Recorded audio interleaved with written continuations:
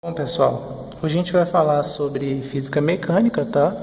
Basicamente dentro da área de estática, equilíbrio dos corpos. Aqui a gente tem um exemplo bem parecido com uma treliça. A diferença é que a gente não vai tratar dos apoios, tá? Simplesmente das forças atuantes nas barras. E como a gente faz para identificar as forças dentro desse sistema, tá? Para achar as forças dentro desse sistema, a gente tem que trabalhar um pouco a cabeça. Bom, primeiramente, eu tenho uma força na horizontal, tá? Simbolizada com o valor de 100 kgf. Então, eu já vou desenhar essa força na horizontal com o valor de 100 kgf. Bom, e o que isso afeta dentro do sistema? Então eu tenho uma carga que puxa todo esse sistema na direção horizontal para a direita. Bom, fazendo uma simples analogia é o seguinte, comparando agora com a barra, somente a barra AB.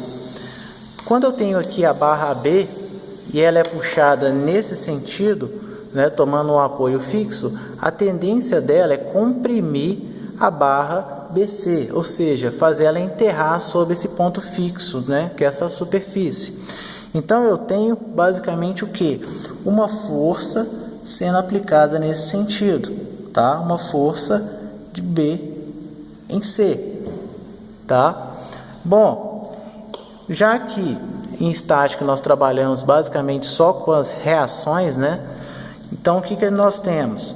Nós temos uma reação em sentido contrário, tá? Uma reação que passa pela barra, tá? E essa reação a gente vai chamar de reação BC. A mesma coisa, a mesma analogia a gente vai fazer com a barra B. Quando eu tenho somente a barra BC aqui, por exemplo, e eu atuo, né, com um ponto fixo, quando eu empurro ela nesse sentido, a tendência dela, já que ela está presa a outra barra, a tendência é tirar essa barra do solo, né, ou superfície fixa, tá? Como a tendência é sair, então eu tenho uma força sendo aplicada no sentido da barra, tendendo a fazer ela sair. Uma força que eu vou chamar de força AB, tá? Se eu tenho a força nesse sentido, eu tenho a reação no sentido contrário. Então a reação de AB eu tenho fazendo com que a barra fique presa ao solo, tá? Então reação AB. Bom, simbolizando esses vetores, eu tenho o seguinte, né? Se eu estender esses vetores aqui, eu tenho que, né, lógico, eles passam dentro da barra, eu estendendo ele aqui, eu tenho um ponto de encontro, tá, entre eles, que se dá justamente onde passa o vetor, né, da horizontal. Bom, passando tudo isso para o gráfico, né, o diagrama de corpo livre, eu tenho que o vetor que desce inclinado aqui é o vetor que nós chamamos de reação AB, e temos também que o vetor que sobe inclinado nesse sentido nós chamamos de vetor RBC. Tudo bem? O problema que nós temos aqui, pessoal, é o seguinte: nós não sabemos ainda o valor desse ângulo e nem desse ângulo, tá? Por que nós temos que saber esse ângulo? Porque nós temos que decompor esses vetores para vertical e horizontal. Então, esse vetor tem que ter uma componente aqui na vertical, tá? Esse componente nós vamos chamar de RBCY, componente RBC no eixo Y, e o componente na horizontal dele eu vou chamar de componente RBC em X. Da mesma forma eu vou fazer em A, né, onde eu vou ter um vetor no mesmo sentido de direção que o RBC, né, com um módulo diferente. Esse eu vou chamar de RABX e vou chamar esse que vai com a vertical de RABY.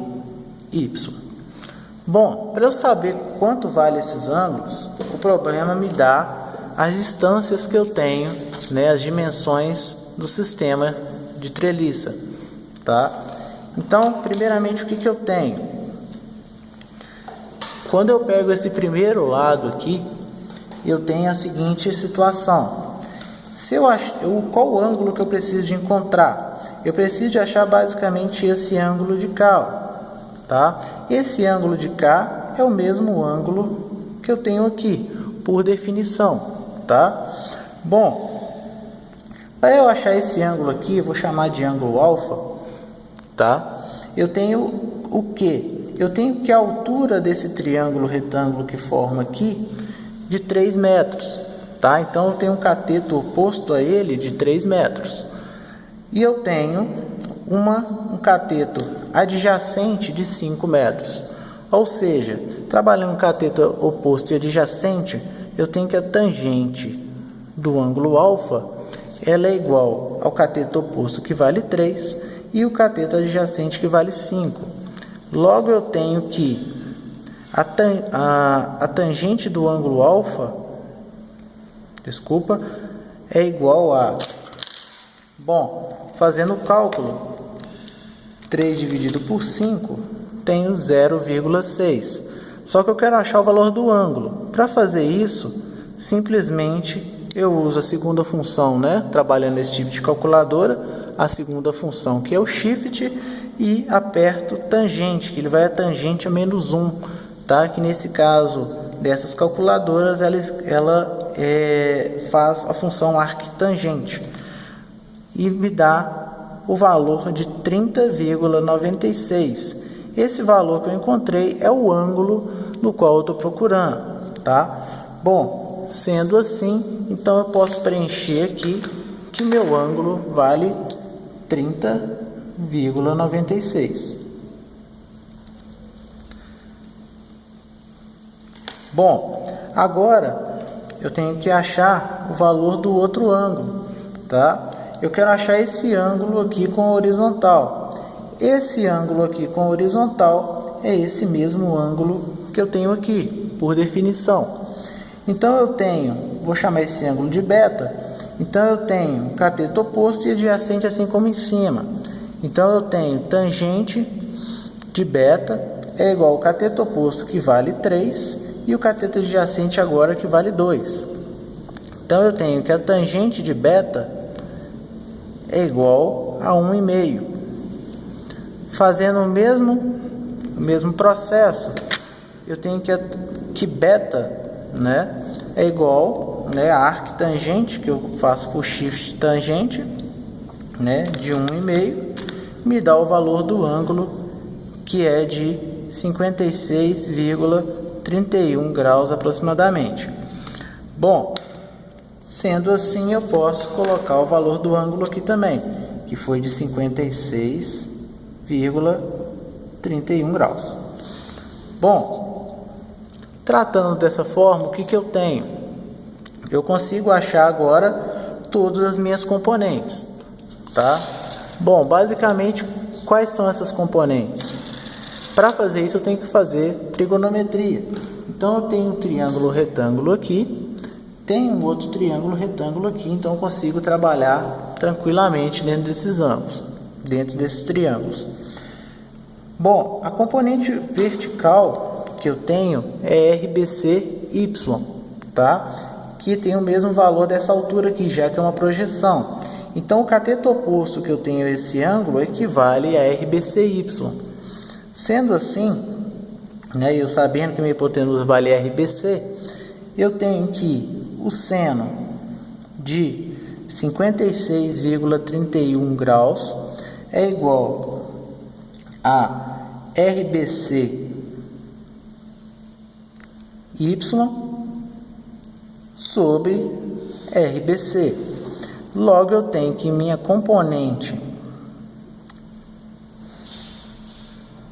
da RBCY, né, o valor da minha componente RBC na vertical é igual a RBC vezes o seno de 56,31 graus.